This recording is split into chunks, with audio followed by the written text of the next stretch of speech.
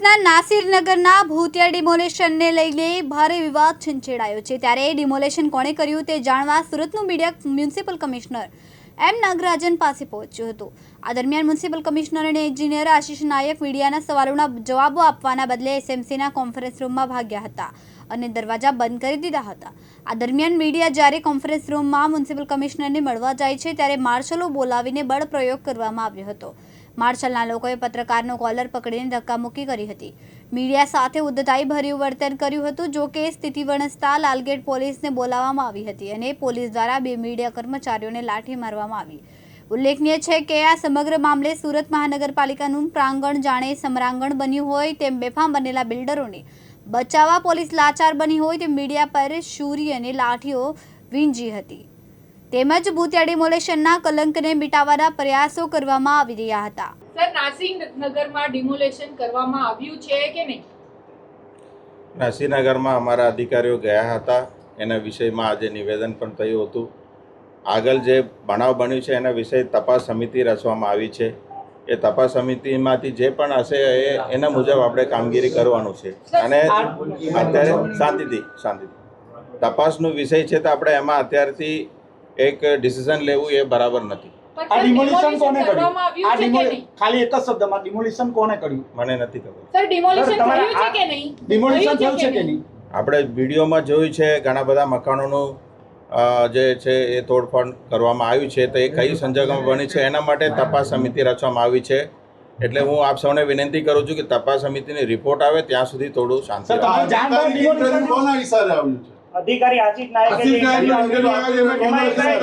ભૂતિયા demolition નથી એવું કહે છે ને પોતે કબૂલ કરે છે। શું કહેશો? તમારા ઈશારે ઇન્ટરવ્યુ આપ્યું છે? જે રિપોર્ટ આવે તો તમારા કેવા પર ઇન્ટરવ્યુ આપ્યું છે? મારા રિપોર્ટ એક જ એમને બોલવાનું એ પણ સક્ષમ અધિકારી છે, ડેપ્યુટી કમિશનર છે, ઝોનના ઇન્ચાર્જ અધિકારી છે। એ તો ઝોન માટે એ જ કમિશનર કહેવાય। તો શું વાંધો છે? તો એને ક્યાંથી આ ડિમોલિશન વિશેની માહિતી મળી? તમારી પાસે નથી તો એ એમને પૂછો। મને પણ રિપોર્ટ મળ્યું છે, એમને પણ રિપોર્ટ મળ્યું છે। સાહેબને પૂછ્યું છે સ્પોટ પર દેખાય છે તો શાના માટે તપાસનો ઢોંગ કરવામાં આવે છે? વિડીયોમાં અધિકારીઓ દેખાય છે। વહીવટી પ્રક્રિયા કરવાનું હોય।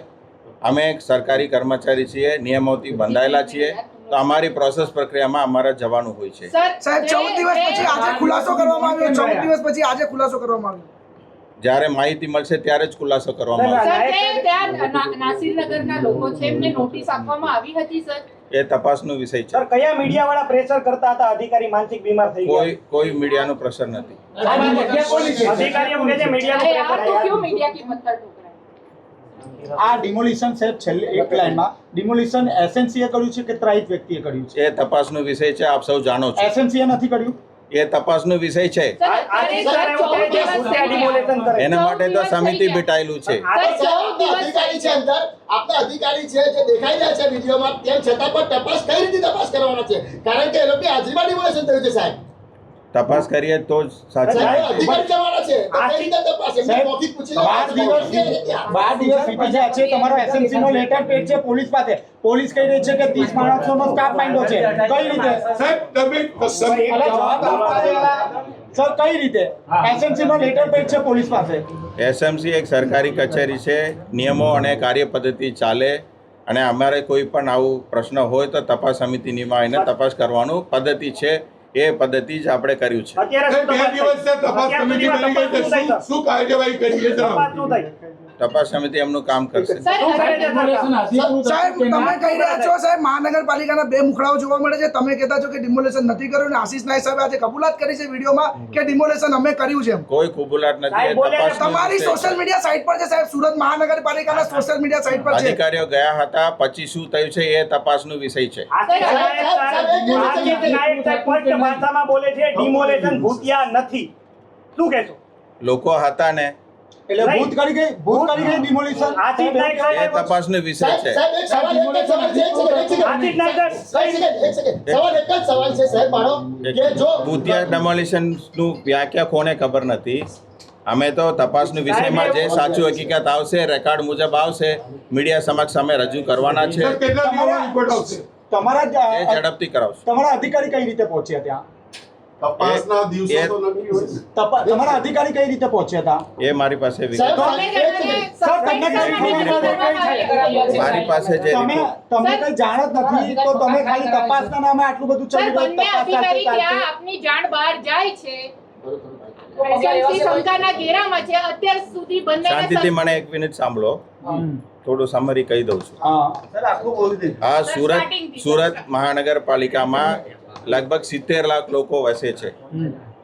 9 ઝોન કામ કરે છે, એની અંદર ડેપ્યુટી કમિશનર છે, ગેરકાયદેસર બાંધકામ, આના ઘણા બધા જે રજૂઆત છે આપ સૌ પેપરમાં લખો છો, એમાં રોજે રોજ કામ થાય છે. આ બધું કમિશનરને પૂછી ના થાય, પદ્ધતિસર અને નિયમ મુજબ થાય.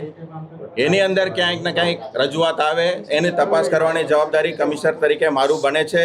એ જવાબદારી હું નિભાવ્યું છે. 12 દિવસ સુધી કોઈ તપાસ જ નથી થઈ સર. જેમાં જેટલું સમય લગાવવાનું છે એ લગાવવાનું છે. આમાં કેટલો સમય સાહેબ? તમે અધિકારી તમારી સામે છે, પૂછવાનું છે. અધિકારી સ્પોટ પર છે તેમ છતાં આપની જાણ બહાર ડિમોલેશન કરી દીધી છે. કાયદાકીય પદ્ધતિમાં થાય તો એમાં બધું ટાઈમ લાગવાનો. સસ્પેન્શન શા માટે સાહેબ, નથી? આશીષ નાયક સર છે મીડિયા પર બ્લેમ કરી રહ્યા છે પ્રેશરાઇઝ નો.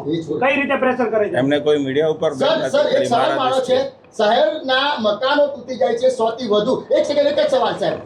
એ વાત તપાસ કેમ મકાન તોડો પહેલા કેમ વિચાર્યું નહીં? કારણ કે 100 મકાન તોડ્યા આ રીતે તો આખું શહેર તૂટી જશે સાહેબ, અને પછી તપાસ કરવામાં આવશે. તમે એમ જ કહેશો મને નથી ખબર? વિચાર્યા વગર કરવું એ ખોટી વસ્તુ જ કહેવાય, હા. પણ એ સાચું શું થયું છે એ તપાસનો વિષય છે. સાચું સર, ટોરેન્ટ પાવરની ઓફિસમાં સાહેબ, સુરત મહાનગરપાલિકાએ ટોરેન્ટ પાવરની ઓફિસમાં બીજું પણ આપને કહું. આપવા માટે લખાણ બીજું પણ આપને કહું, સાહેબ, સુરત મહાનગરપાલિકાના સોશિયલ મીડિયા સાઇટ પર આજે વિડીયો છે. વિકાસ બોલવાની સાહેબ.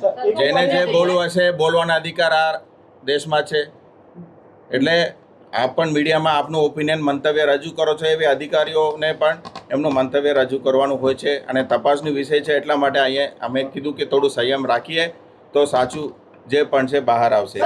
બીજું સાહેબ, આપના અધિકારીએ મંતવ્ય 1 મિનિટમાં પૂછું તો આપના અધિકારીએ મંતવ્ય રજૂ કર્યો કે ડિમોલેશન અમે કર્યું છે અને આપ ના પાડો છો કે ડિમોલેશન નથી એ કર્યું. તપાસનો વિષય છે. મારી પાસે વિગત આવે તો હું આપને માહિતી આપી દઈશ. મુકેશ ગૌરવ, દિવ્યાંગ ન્યૂઝ, સુરત.